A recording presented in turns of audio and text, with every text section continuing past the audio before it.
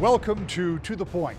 With COVID cases soaring and hospitalizations in some facilities at their highest point since the pandemic began, I asked Governor Gretchen Whitmer if it was time for the state to take action.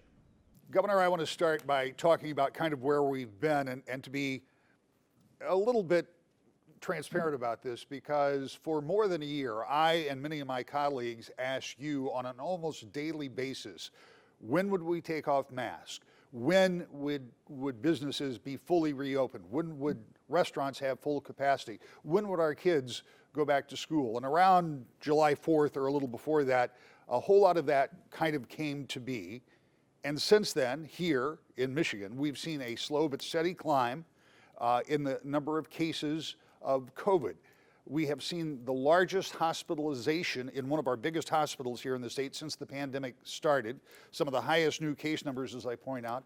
Lagging indicator of deaths starting to reflect outbreaks. Schools being closed for a week or more because of staff shortages and illnesses, and some of those staff shortages are due to illnesses. So my question is, where are we now? Is it time for the state to once again impose some of the same regulations as when we last saw these kind of numbers? What does it look like now to follow the science? Well, you know, as you and I have had many conversations over the course of the last year and a half, we know we cannot predict human behavior. We cannot predict a virus. What we can do is acknowledge right now we have the tools to stay safe. The people that are showing up with COVID and filling up our hospital beds are unvaccinated. That's a choice that many people have made, unfortunately. And that's where our work really needs to be, focused on educating and ensuring people understand these vaccines work. They are free, they are easy to access. And now anyone 5 years old and up is eligible.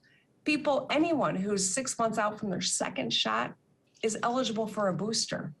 The vaccines are really such a crucial tool that, of course, we did not even have a year ago. We know masks work. That's why we've been strongly encouraging parents and school districts to have mask requirements in schools.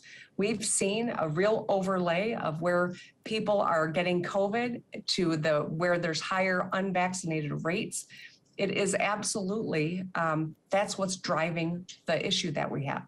So statewide mandates don't make a lot of sense in this moment because it is a specific population of unvaccinated folks that we need to encourage to get vaccinated. The more people in hospital beds with COVID, the greater price we all pay. Because God forbid one of us who is vaccinated needs to go to the hospital because of some sort of an accident or a heart attack shoveling snow, for instance. We need to know those beds are there. We need to give our hospital workers some relief. They've been working so hard, and we're already having our stressed out workforce. So for the sake of everyone, our effort really has to be about getting these unvaccinated Michiganders vaccinated. How do you do that? The state has done everything from offering monetary incentives. We have seen mandates come from the federal government. Those have not been implemented because of some challenges. But how do you, after this long period of time when the vaccine has been available, how do you encourage people? How do you promote more vaccinations when those people have already made decisions not to be vaccinated? I think it's one of the most challenging issues that we're facing, not just here in Michigan, but as a nation, and frankly, globally. The early politics around this public health crisis have had a long tail and have created a lot of hardship in terms of reaching people and giving people confidence and ensuring they've got an open mind and are interested in these life-saving vaccines. Almost every one of us has had vaccines in our lifetime. It has kept us from getting a variety of illnesses. These vaccines work. This science is really, it's miraculous what we've been able to accomplish. And I do think it's important to give the Trump administration some credit here. You know, their Project Warp Speed moved the United States really quickly. We have vaccines because of it. And now, simply because it's a different administration deploying a lot of this, we need to acknowledge this is an opportunity for all of us. But I know I'm not the messenger for some of the folks that are still unvaccinated. And that's why I have been encouraging leadership on the other side of the aisle to promote this as well. It's so crucial for our individual health, for our collective health, and for our economic health. Let's shift gears a little bit. One of the last times you and I talked, we were talking about infrastructure, and you were optimistic that Washington could pass an infrastructure bill, but you, like everybody else, was unsure what would be in it. Now you know what's in it. What will it do here in the state to impact everything from roads to water and sewer systems, and when do you expect that we will start to see the impact? Well, the good news is we've been so focused on infrastructure since day one, and so a lot of the front work that has to be done in order to move dirt and to deploy these resources has been done. I issued an executive directive yesterday across state government to continue our efforts in that space. We're going to need to work, of course, with our legislature.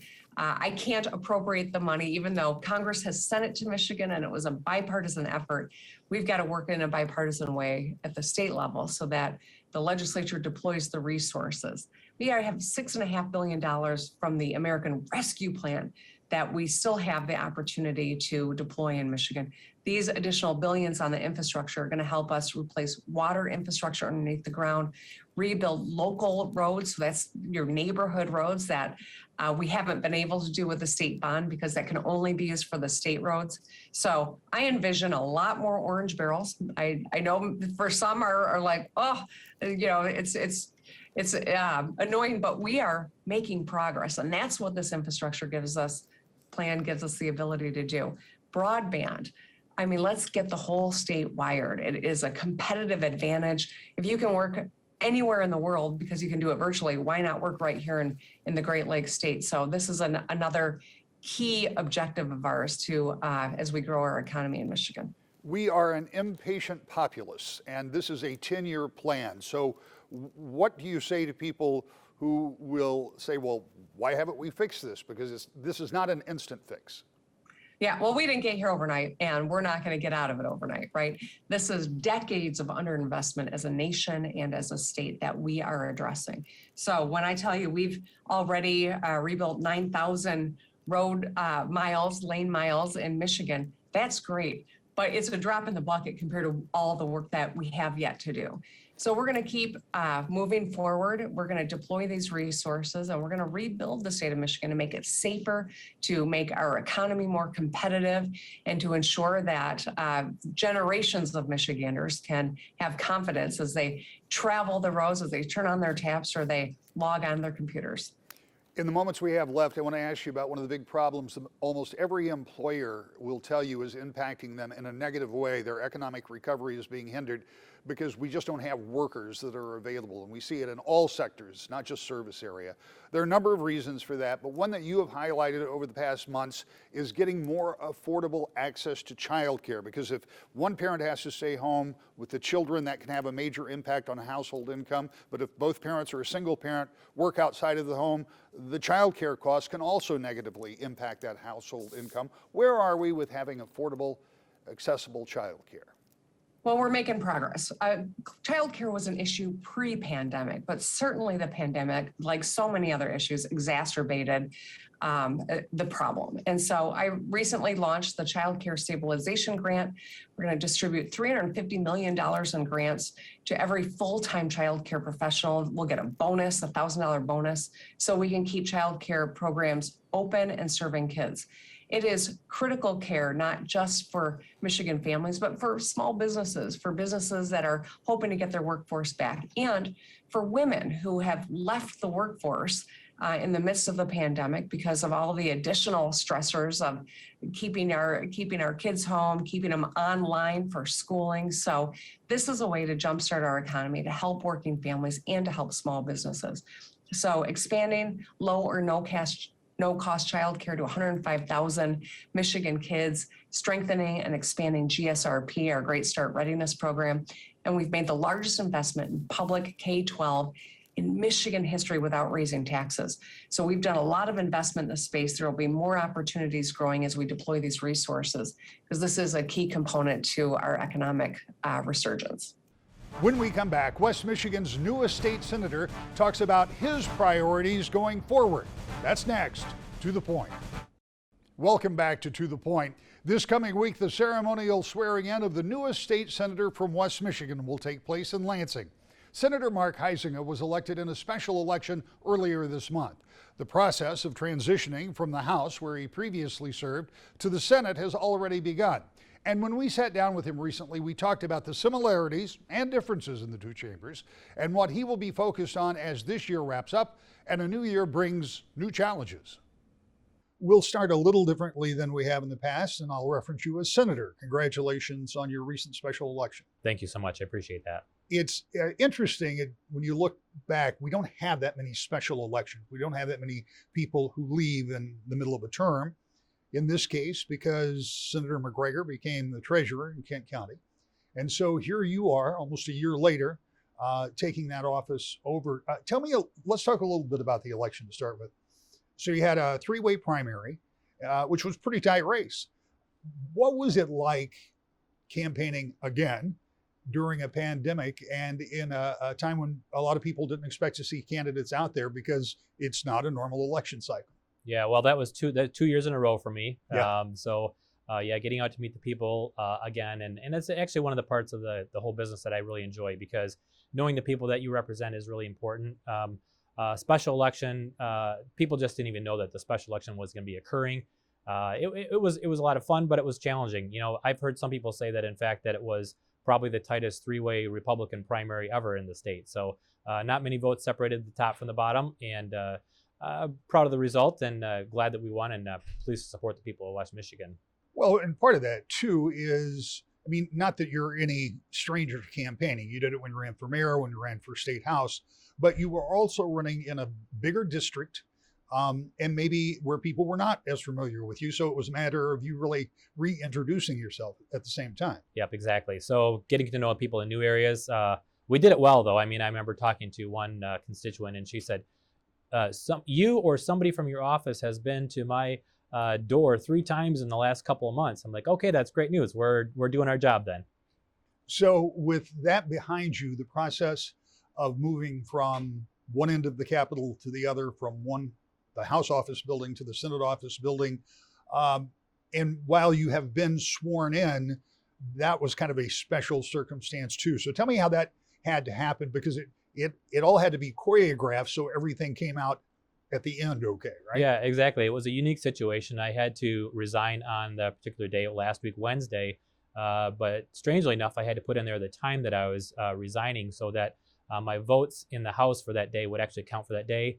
And then I was officially sworn in that evening by the Secretary of the Senate. And so she swore me in after that time frame. So a special election, special swearing in, and everything's a little bit unique about this campaign and election, I guess. And I should point out there will be a ceremonial swearing in when you return on the 30th. But that is interesting, because it was important that you be sworn in.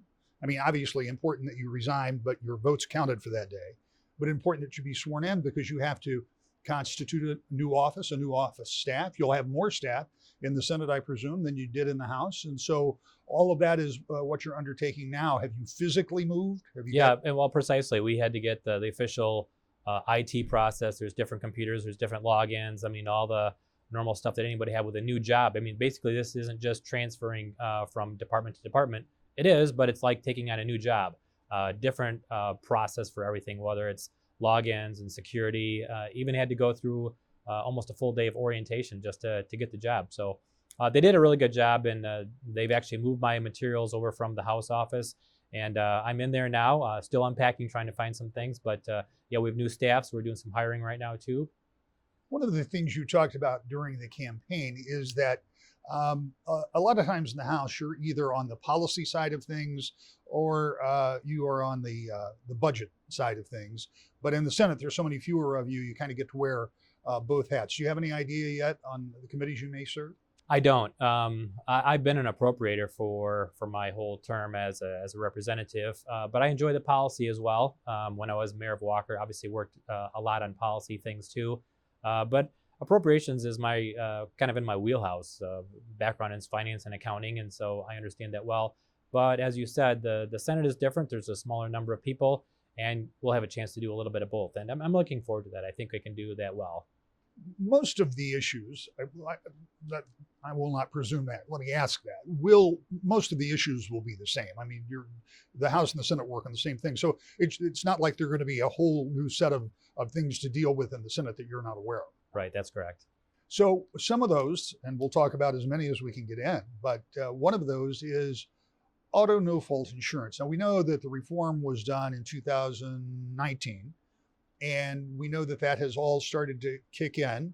The governor has called for some type of a rebate from the catastrophic claims group because there has been an overpayment. Talk to me about that and kind of how that works. Not that you have anything to do with it at this point because it's not a legislative issue. Sure. Well, the governor asked the MCCA, the board that actually oversees that fund, to give Michigan drivers a refund. She called for a certain dollar amount, but it's actually 100% in the purview of that association to make that determination. I think it's a little bit premature, honestly, because some of the aspects of the new fault, auto no fault information didn't even take effect until July. And so it'd be very difficult to determine actuarially how much money they have in there that they should have. It's probably a little bit ahead of the schedule, I would say, to call for that. There probably will be at some point in time. I don't know what the amount would be, but the governor can make a recommendation, just like she does with our budget. She says, here's our recommended budget, and then we come back and actually present her with a budget. The same thing would apply here. She makes a recommendation to MCCA. It's within their purview to make that, to either do it or not do it, but the amount would be under their purview. And so will the time frame. I mean, exactly. She called for it, but we don't know when that might happen. Yeah, there's no constitutional mandate or timing that they have to or don't have to do that. When you look at some of the concerns that have been raised by some of your colleagues, former colleagues now in the House and in the Senate as well, about the care aspect and the changes that were made, particularly to home health providers and for others who provide long-term care under the auto no fault, which was kind of the promise of it way back when we had this really most comprehensive catastrophic care of any auto insurance. There are some people saying that this is a bad time. Some of those folks are saying bad time to give a rebate when they're still looking for a way to finance some of those things that, as of July, are under a new scale, and some people aren't able to find the kind of services and service providers they need. Do you guys need to take another look at that portion of auto no fault? Well, we know that there was some opportunity for improvement, and that's why last year we put $25 million in the budget in the special fund to say that we don't want anybody to fall through the cracks. There probably are going to be some adjustments that have to be made to that fund and the process behind there. But again, when the project started, it was basically a year ago, and then the second half of it was implemented in July of this year. Those claims are being adjudicated, and because they're auto, there's a manual adjudication process, judgment or payment process there, so they typically take a little bit longer. That 90-day process really only came up about last month. So it would be very difficult to determine statistically what the numbers should be or where there are problems. I've heard that there are some problems in there, but again, there is $25 million in this fund. Folks can submit their claims to that fund to be made whole during this time frame. I think there will be some changes at some point in time. I don't know what or the time frame, but I think we're also making sure that data will be sound and that we can look at the data and identify where the opportunities for improvement will be. Before you left the House, you testified, I think, in the Transportation Committee about a program that you believe would help with road workers' safety. And that's kind of something that kind of caught my eye because we have seen so much construction in and around the area, and particularly on my drive to work, where you've got men and women working on roads and they're standing right adjacent to the highway, and you see some cars that don't quite get the message. So what would you propose? What did you propose? Sure.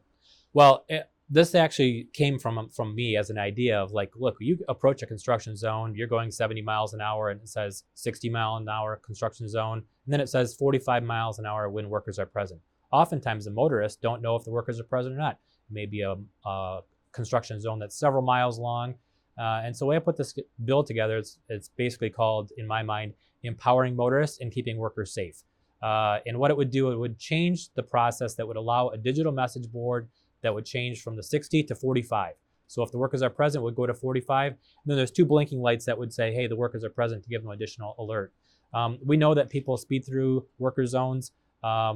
We know that there's an opportunity to educate folks, but everyone becomes a little bit complacent. They're in a hurry. We also know that there's between 8 and 25 people killed on Michigan roads every year, just workers. And so we need to do things to keep things safe for them. We know we just heard that there's $10 billion coming from the federal government for more road repairs in the state of Michigan. So I think it's a timely bill. It's probably going to come up to committee in the next week or two for approval. We're going to talk about some of that money here in just a little bit, because that's in addition to money that still has to be spent. But a couple of other policy things. One of them that you and some of your colleagues in the House worked on were student scholarships. It was something that the governor ultimately vetoed. But what was the idea about creating scholarships for students? And this, by the way, it was K-12 scholarships. So people would have the ability to contribute to additional funds. Well, we know that Michigan is already a school of choice state. If you want to send your kids to one district or another, you can do that. If you want to send them to charter school, you can do that too. This just takes it to the next level. And I think it was only made more clear during the pandemic that people want choice. And to give the ability to fund scholarships for their kids that would be at a private school, or to help them with additional dollars for their special needs or other educational opportunities. Perhaps it's outside curricular activities that would help them enhance what they're doing in school. I think that the message is clear. People want choice, and to give them that choice, this would do that. It basically would say, for an organization, when your tax dollars are submitted to the state, they could check a box and say some of these dollars would go towards this fund. It's not directed by individuals. It's not directed by corporations. It'd be put in a fund that could be used for various sources. And as I pointed out, and we should point out again, the governor did not sign those bills. Yeah, she vetoed that. So moving on, and I have made a bunch of notes, because this is the first time we've had something more than campaign that we could talk about. Yeah. So one of the things, and we talked about this before we started rolling, and it's about expanding childcare, and something that you were talking about, something that the governor has talked about, it's something the president has talked about in some of his proposals, but it goes further than that, you were telling me. Yeah. Well, if you look at the workforce participation rate, we see that there's challenges there where it's stagnant or dropping in some cases. And one of the messages is that people don't have the ability to go back to work because they're taking care of their children. This idea of helping is not just a Michigan thing or a United States thing. I actually heard an economist internationally saying that this is a way that we need to do to get dollars in to help people so that they can get back into the workforce. To empower those that are at lower economic levels, that will bolster the economy. We hear about supply chain problems and manufacturing shortages, not having workers.